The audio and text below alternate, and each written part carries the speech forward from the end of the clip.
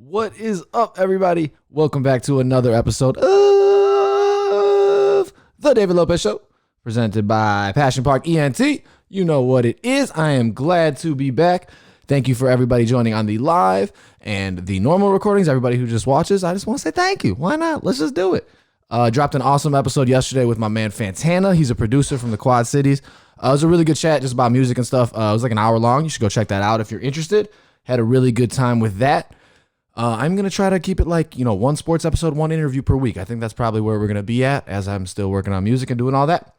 So if you want to keep up with my music, go to www.thedavidlopez.com. All that stuff is there. It's real clean, real easy to find. My music and my podcast is pretty much on there. And then all of my stuff from my production company, whether it's my web series, short films, what else we got on there? We just got a bunch of stuff on there. But if you go to www.passionparkent.com for that, you can find all that stuff. I've really organized it in a dope way where it says if you click projects, there's just all of the shows we've done, all the short films, and they're all organized in that way so you can just pick and choose what you want to watch. I'm proud of that. Also, we got our merch on there. If you go to the merch site, go to the store on there. If you use the promo code DLO Show, you get 50% off anything in there, anything. I updated the stock and everything, so there's not a ton of stuff. I'm trying to sell out before I recop some more merch. So if you use the promo code DLO Show, 50% off on anything in there. So please, please, please do that. It would mean a lot. And then finally, before we get into this fun episode, I got some stuff to talk about.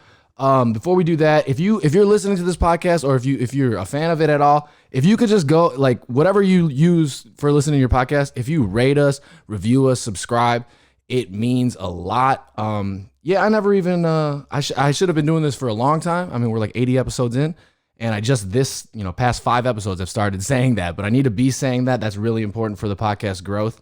So if you subscribe, rate, review, any of that, it means a lot. And if you do, just send a screenshot over to me, whether it be on Facebook, Instagram, all that stuff. I mean, maybe I'll send you guys some merch. It means a lot. Your support is truly appreciated. And with all that said, let's get into it. I've been flying by these ads lately because I just want to get into the episode. So I've been really, really trying to ramp it up. So let's do it. David Lopez is the name. It's my show. Welcome to it. Once again, for everybody on the live, whenever I press the music on the pad, they don't hear it at all. So it's like, what's going on? I'm just dancing. That was the theme song I just played there. But let's get into today's episode. So I waited, till today's Thursday to talk about last week's Last Dance episode. I'm a huge fan of it. Who isn't? There's no sports going on right now, so this is the main thing in sports. But everybody, with that being said, everybody is covering it. Every sports show you could possibly watch, every radio show you could listen to, Monday, Tuesday, Wednesday is pretty much just dedicated to recapping The Last Dance and then what's going to happen next week. And while I do love that, I listen to some of that, so I don't need to contribute to all that right away. I just want to to give my takes on how it went and what I really liked from it and what's going to happen next week. I'm excited for the whole show, just growing up in Chicago as a Bulls fan and growing up, I was born in 90, so I have kind of a different perspective because my big brother, he remembers all these things for the most part. Whereas I really remember the second three-peat. I was still super young, but I remember the second three-peat. The first three-peat, obviously not. I was like 3 years old. So seeing this stuff kind of brings back, gives me a different perspective on it, lets me appreciate it in a different way. And there's some things that it brought up for me. First and foremost about these episodes, everybody's talked about it, but how dope was that, seeing the footage of the 98 All-Star game and the tribute to Kobe. That was just awesome. That footage is crazy. Think about it. It was Michael Jordan, Magic Johnson, Larry Bird. 3 of the GOATs in a locker room talking about an 18-year-old Kobe Bryant, who, by the way, which is crazy, he was voted a starter in that All-Star game, the 98. That's his second season in the league. He wasn't even a starter on the Lakers that year. That shows you how big of a fan base the Lakers have. That could happen. And they saw this emerging star and they were like, let's vote him in. But isn't that crazy? That does not happen. He wasn't a starter on his own team and was a starter on the All-Star team. Wild stuff. But seeing them talk about him in that in that way, even though he's this kid, and it was really cool to see. That Laker boy, that little Laker boy, and then hearing Kobe talk about how Jordan did mentor him. I thought it was cool. It gives you a little insight into how Kobe was, as opposed to Jordan, I think. Kobe obviously admired Jordan, got a lot of his game from Jordan. But Jordan was so competitive that he had this crazy, crazy side. That's what we're talking about here. But Kobe also had this, like, he could turn it off a little bit and kind of, absorb information and ask questions. And he said it. He said in the middle of that game, he asked Jordan about his fadeaway and just gets a little insight. And then Jordan tells him, anytime you want to call me. I don't know if that happens early on in Jordan's career. Later on, when he's probably, he realizes it's towards the end. He's like, he can take out more of that mentor role. But I just thought that was cool to have Kobe say, like, yeah, I asked him about it. Like, I asked him about a shot mid-game, and he gave me some advice and some foresight into it. I thought that was that shows you that, like, I mean, for instance, like Kobe has said this in interviews. I heard the one with Steven Jackson and Matt Barnes, that he felt the biggest difference between him and Mike was that he could turn off the competitive side when it comes out of basketball. Like, Jordan keeps it everywhere. Golf, clearly playing dice with his security guards. He always keeps that competitive edge, right? Whereas Kobe said he was able to turn that off. Like, he would be able to, outside of basketball. I mean, you look at the Oscar thing. He was able to collaborate with these people to help him make a short film where he gets an Oscar. That's the difference. He felt like that was the biggest difference between them two. I thought that's really interesting. And it kind of brings me to the next point about it, is that finally we really got more into Jordan's gambling. Clearly he couldn't turn the competitive edge off. It doesn't matter if it's basketball, it doesn't matter what it is. He couldn't turn it off, and that was part of him. The gambling stuff is, they got into it to a certain extent. I'm sure there's more that we might learn about and more we could have learned about. But what I thought was funny and interesting was, I don't know about funny, but like when he has that interview where he's got his sunglasses on and he's like, I don't have a gambling problem. If I had a gambling problem, my wife would have left me. I wouldn't have had a family, all this stuff. It's funny because he's kind of right, because he has enough money to do this and he's playing games and he has this competitive thing. He has a competitive problem. But it is like the exact answers that somebody who was like getting an intervention made on that. That's exactly what somebody would be like. They'd be like, I don't have a problem. My family didn't leave me. I didn't run out of money. I'm not bankrupt. So it's funny seeing that, but at the same time, he's true. Like, he had enough money he has enough money to gamble as much as he fucking wants, really. So that was interesting. The judgment that the media and that everybody has passes on superstars, no matter what, is pretty. History repeats itself. I've been saying this to my dad for the past couple of weeks, because we're talking about the virus going on and everything. And it's like, history repeats itself, because we're talking about the Spanish flu. But even in this, it really does. It's interesting. But sticking with the gambling stuff, his security guard, that's a highlight right here. That was he went viral. There was an article about him. His son got interviewed, I think. John Wozniak, rest in peace. He passed away in January. He's the security guard the white-haired Jerry curl security guard who's been with Jordan. He was with Jordan for many, many years.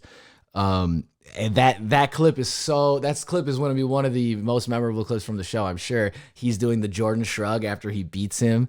In dice, or what was he playing? No, they were playing quarters. That shit was great. That was hilarious. His son, I heard his son got interviewed, and he said he was telling his dad, you got to get rid of the Jerry curl. You got to get rid of the Jerry curl.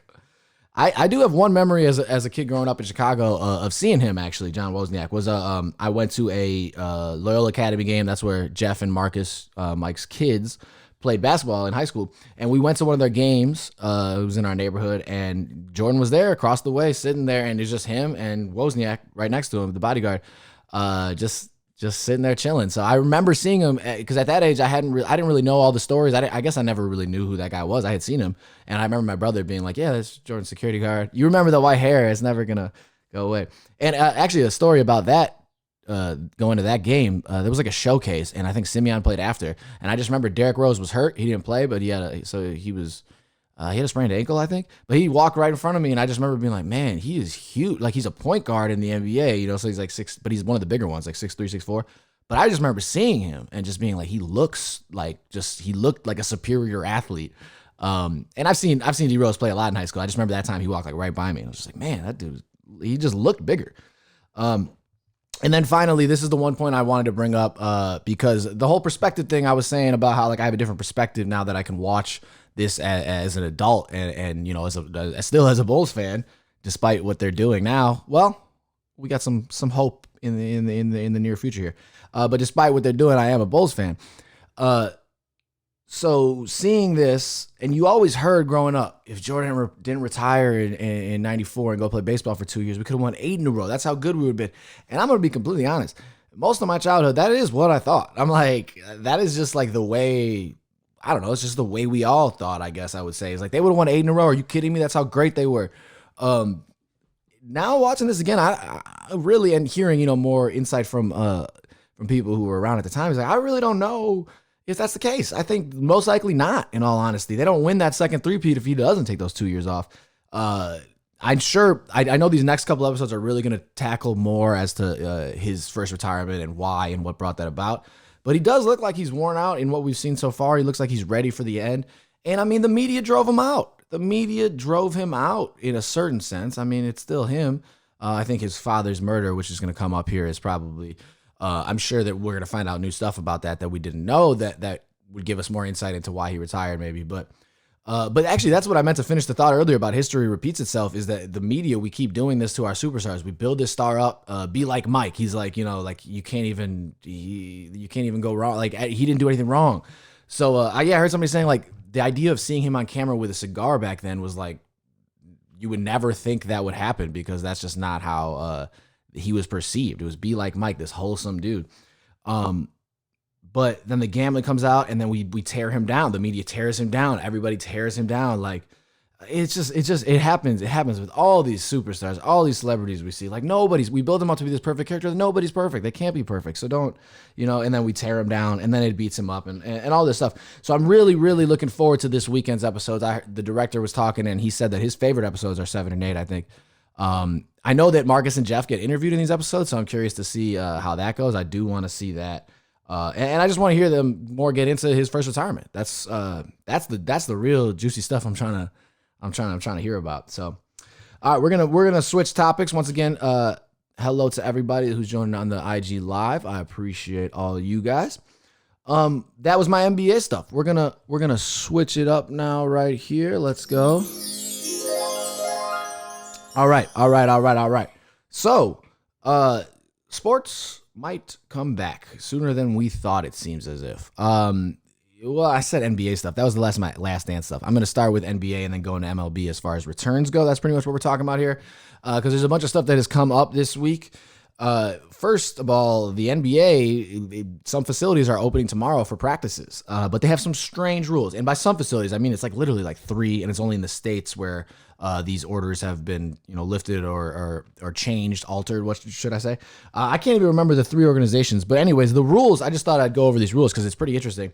I had heard somebody say this before. It's like, why couldn't NBA facilities open just for like one-on-one shoot-arounds and then do deep cleans after like that? Because it is more interesting finding out is that a lot of these NBA players don't have courts in their homes. I mean, a lot of players live in cities where they have condos downtown. They're all young guys. Except unless you're Mike Conley, who on that horse, you would have seen that he had this amazing court. Unless you're him, that's not the case. So now they can finally go to the gym, shoot around. There's been I think Giannis said that he hadn't even shot a ball in months. Like there's people who are rich and famous and have awesome homes, but don't have basketball courts and frankly couldn't shoot during this whole mess. So the new rules that and if you sign a big contract to an NBA team, they have like restrictions. They're not trying to have you go to some random gym and shoot around and with the potential of catching this virus and then ruining the whole NBA season, really. So that goes into that too. The rules for these locations that are opening for these practice squads or practice facilities, you have to be 12 feet away. Everybody's got to be 12 feet away from each other. So double the 6 feet. 1 ball and 1 player per basket. Okay. Now that makes sense. 1 ball only and 1 player, so you can only contaminate that 1 basketball, and it just keeps rather than having a rack where you're shooting off like 5, 6, like that. It's just gonna be 1 at a time. No more than 4 players in the whole facility at one time. So I mean, NBA teams have anywhere from 12 to 15 guys really, and then practice squads and all that stuff. I mean those guys probably aren't going, I'm sure, but so that means you got somebody shooting around on each hoop. Or if they have 4 hoops, somebody shooting around on each of those hoops, or somebody working out in the facility. Even if they're working out over there, they can only be 4 of them in there. And then masks and gloves, except for players. Everybody's got to wear masks and gloves. So everybody, trainer who's there, every coach who's there, all that stuff, they got to wear masks and gloves.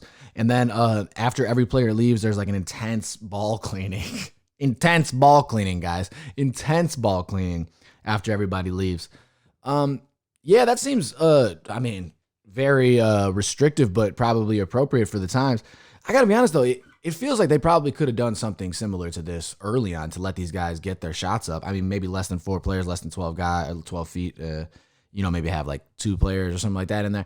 I think they probably could have done it, but this to me doesn't concern me. This seems like they could do that, but I'll tell you what it does. It does make it seem like the start is even farther away because, I mean, those rules are intense. I mean, you got to think about a real game is 5-on-5 with 5, just hypothetically say 5 subs each team. So say 10 guys plus a coaching staff.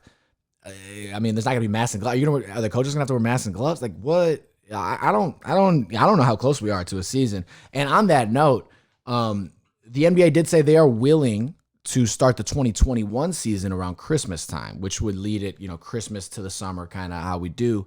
Honestly, most people start paying attention to the NBA around that time. So I don't think we would be completely opposed to that. The whole reason they're talking about that is because they're obviously hoping to get these playoffs in, try to get them started here, I would guess by like June, or by like July or August. I'm guessing they're trying to get them started by August, and then try to get it going, have a little break, and then come back at Christmas time. I'll tell you one franchise or organization that would be happy if that happened, and that's the NFL. They would not be opposed to that because then they don't have any competitors during that during their season. If their season still goes on as they're planning, they have not said a word about hesitating anything. And you got to think training camp starts like the end of July, beginning of August. Not terribly far away, especially in the grand scheme of things with how this virus is going. So yeah, just interesting stuff. I just wanted to highlight that because I don't know. I hadn't heard much about the return. I know LeBron was whining on Twitter about I was confused by LeBron's tweet. He was like, is he tone deaf? Was he completely unaware that this is possible? He tweeted that he's like, wait, some people are actually talking about canceling the season? No way. I can't believe that. What? You can't play that naive with me. You can't be that tone deaf to act like you never even thought this was a possibility. That is insane to me. And I love LeBron. I got mad respect for LeBron. You've heard me talk about him plenty of times on here, but how are you that tone deaf? Of course you've heard that was a possibility. That was a possibility from the beginning when this shit got canceled. I mean, like, are you kidding me? Yes, there's a possibility that it happens, that it gets canceled. I don't want it to get canceled. I would love for them to find a way to play the playoffs. They're talking about maybe doing it all at the Disney Wild World Sports, where they do the summer league. And so every team's in Orlando. It's like a biodome situation where they're all locked in. My brother said that. It's like a biodome situation. They're all locked in and they're just playing in the tournament. It's like a big AAU tournament. I'd be cool for that. Why not? I don't know if you call them the NBA champion if they win that tournament. I guess you do.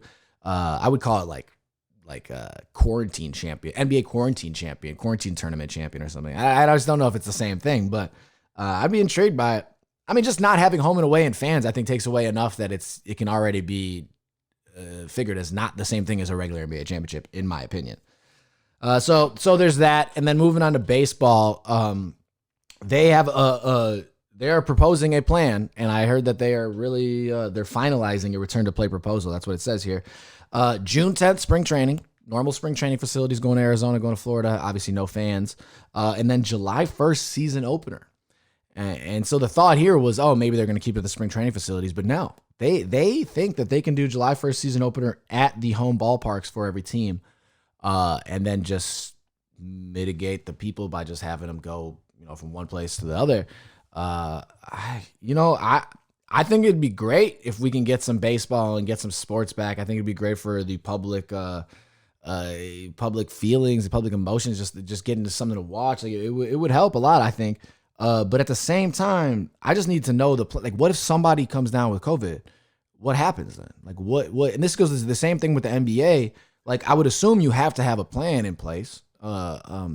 I mean, you have to, right? You can't just start this and say there's, if somebody gets it, we'll just shut it down. There has to be like a plan. Like what happens? Somebody gets it, that person's out for 3 weeks, and then you got to test everybody on the team to see if anybody got it. And if nobody got it, then they go, or do you just shut it down when somebody gets it? I mean, because in all likelihood, somebody's going to get it. There's 25 players on a baseball team, 30 teams. The likelihood is that somebody will get it throughout the 3 months or however many months you're going to do the season. The likelihood is that somebody will get it. So it's, I don't know. I'm intrigued. I'm intrigued by it. But yeah, it'd be cool if sports come back. Believe me, I'm all for that. I am all for that. So we'll see about it. I mean, go Cubs. I once again, a no fan season. But if they really play and then they go down the stretch and play the playoffs, I'd count that as an MLB championship. I'm more different about the NBA. I think fans play maybe a bigger part, and also just maybe the fans don't play a bigger part. I don't know what sport they play a bigger part in. That's my question to you guys. What do you think? But just the idea of them playing all in one facility, almost like an AAU tournament, to me makes it just it's different. It's not the regular NBA, in my opinion. Oh, but yeah. All right, that is all I got on the sports front, guys. I want to say thank you for tuning in again. I appreciate it. It appears on my end that I might have had some camera difficulties on the big camera, so I don't know if I caught anything, but I'll get the live video off the phone, and we'll put that up. This episode will be up today. I appreciate everybody who turned in on the live. I appreciate everybody who's been supporting and been tuning in. I'm going to keep making content, as I always do. There'll be new episodes weekly. And new music coming real soon. Go to www.thedavidlopez.com, www.passionparkent.com, all of that stuff to get that. So I just want to say I appreciate you guys as always. Stay safe, stay healthy. Try to find things to do during this time. Yeah, that's all I got to say. One love, guys.